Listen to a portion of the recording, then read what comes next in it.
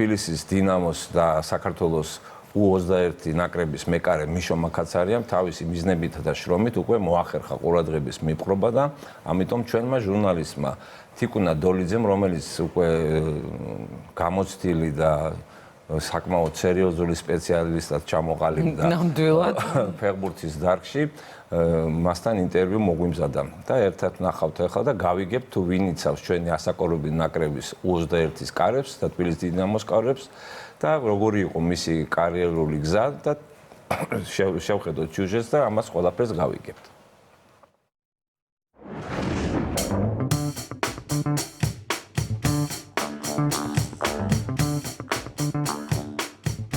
დინამო თბილისის და U21-ის მეკარე მიშო მაკაცარიაა დღეს ჩვენთან ერთად, რომელიც გაგვიზიარებს თავის კარიერულ გზას. მიშო, ძალიან მიხარია რომ ჩვენთან ერთად ხარ, მოგესალმები. როგორც ვიცი, პირველ ნაბიჯებს იწყებ ზუგდიდის იმედში, რამდენი წლის იყავი და თავიდანვე თუ გადაწყვიტა მეკარეობა, თუ რამე სხვა პოზიციაზე თამაშობდი?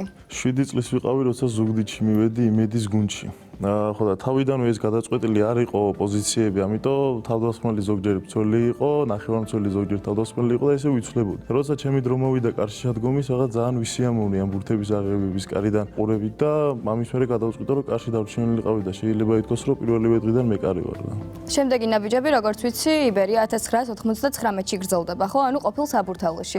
გვითხარი, აი მან გატარებულმა წლებმა რა მოგცა, რა გამოცდილება? იბერიაში გადავედი დაახლოებით 10 წლის ვიყავი და ვფიქრობ, რომ რა საფუძვლებით ჩამეყარა და საწყისი ეტაპი იბერიიდან დავიწყე რა.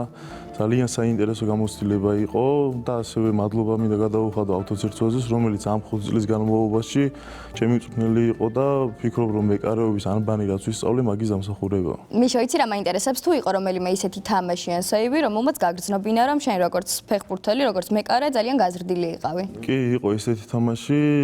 დინამო თბილისში დებიუტი ეროვნულ ლიგაში 19 წლის ასაკში მომიწია სამგურალთან თამაში. ის თამაში 2-0 მოვიგეთ და ამ გამარჯვების სიხარულს დაემატა ის ბურთის აღება, რომელიც ბოლო წუთებზე გუნდი გადავარჩენდა და ვფიქრობ, რომ ამან რაღაც გარდატეხა შეიტანა ჩემ კარიერულ წინსვლაში და ვფიქრობ, რომ ეს თამაში იყო, როცა უკვე ვიგრძენი, რომ დიდ ფეხბურთში პირველ ნაბიჯებს გამდირა. ხო, აი დინამო თბილისი ახსენე და უნდა მეკითხა, იმიტომ რომ შემდეგი კარიერული წინსვლა შენ დინამო თბილისში გაქვს სწორედ.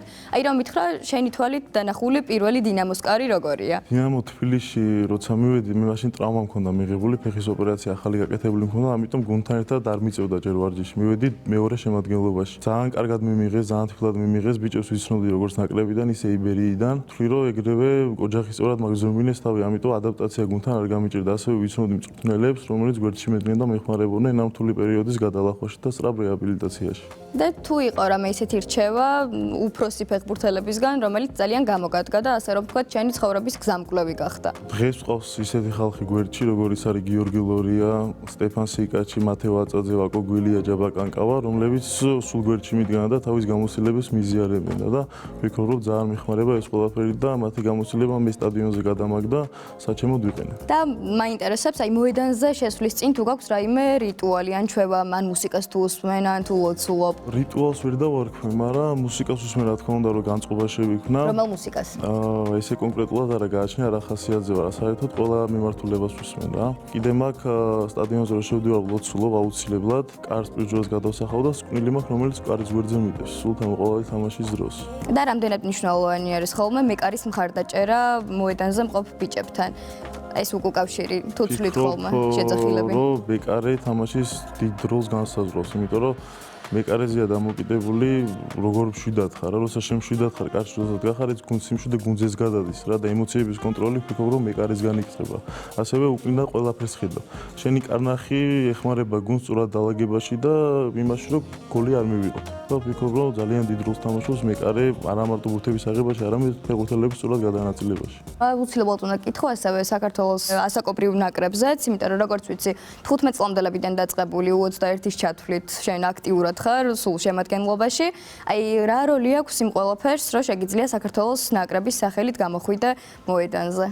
საქართველოს ნაკრების სახელით თამაში და ამ მაისურის ტარება ძალიან დიდი პასუხისმგებლობაა და ამავდროულად ძალიან დიდი мотиваცია და ვფიქრობ, რომ ეს უწყვეტი გზა, რომელიც ასაკობრივიდან 21 წამდებამდე მოვიდა, ვფიქრობ, რომ ნაბიჯ არის ის გზა, რომელსაც ეროვნული ნაკრები ქვია და ის მიზანი, რომელიც ბავშვობიდანვე მაქვს დასახული. და ნაკრებში თამაშის დროს რა არის ხოლმე ყველაზე ემოციური ჰიმნის მოსმენა, გამარჯვება თუ ზოგადად საქართველოს ნაკრების მაისურით მოედანზე შესვლის შესაძლებლობა? საქართველოს ნაკრების სტადიონზე გასვლას ყველაფერს თავისი დატვირთვა აქვს. ის ჰიმნის მოსმენა იქნება, გოლის აღნიშვნა იქნება, თამაშის შემდეგ სიხარული და ეს ემოციები იქნება.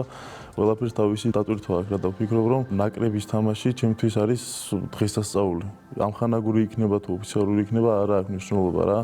ყოველ დღეს ისე უყურებ, როგორც გადამწყვეტ დღეს. ყოველი დღე ვარჯიში იქნება, თამაში იქნება თუ დასვენების დღე იქნება, ნაკრების შეკრების დროს ყოველი დღე არის ბოლო დღე და გადამწყვეტი დღე და ყველაფერს ვაკეთებ მაქსიმალურად და 100%-ით.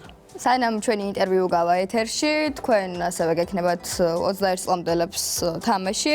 რამე პროგნოზის გაკეთება ხომ არ შეგიძლია ისეთი, რომ ჩვენც მერე მოვისმინოთ? ჩვენ ახლა ახალი შეკრებილი თაობა ვართ, ჯერ ახლა ვიწყებთ ერთმანეთის კარგად გაცნობას და შეთამაშებას. ვფიქრობ, რომ კარგად დაგვეხმარა და კარგ გამოჩნდება ის მინუსები, რაც ჰქონდა წინა შეკრებაზე ჩრდილოეთ ირლანდიასთან და ყველაფერს გამოვასწორებთ და ვეცდებით, რომ ეს ორი თამაში ლატვიასთან და მოლდასთან ჩვენ სასიკეთოდ დავამთავროთ და ამაში დარწმუნებული ვარ კიდევაც. მეც დარწმუნებული ვარ, წარმატება უნდა გისურვო, მაგრამ სანამ წარმატებას გისურვებ და დაგემშვიდობები, აუცილებლად უნდა გკითხო, როგორია შენი მიზანი და რა არის შენი საფეხბურთო ოცნება? ჩემი საფეხბურთო ოცნება, როგორც ყველა ქართველისთვის და ყველა ფეხბურთელისთვის, ვიტყვი, რომ არის ეროვნული ნაკრები, რა თქმა უნდა, და მიზანი არის პრემიერ ლიგაში თამაში. ძალიან მიყვარს ის ჩემპიონატი და ვფიქრობ, რომ ჩემთვის მორგებულია ის წნეხის ქვეშ თამაში, ის მაღალი ტემპი, ფეხით თამაში და ვფიქრობ, რომ კარგად მოვერგები ამ ჩემპიონატს. მეც ასე ვფიქრობ და წარმატებას გისურვებ. ძალიან დიდი მადლობა, რომ ჩვენთან ერთად იყავით. მადლობა ძალიან დიდი.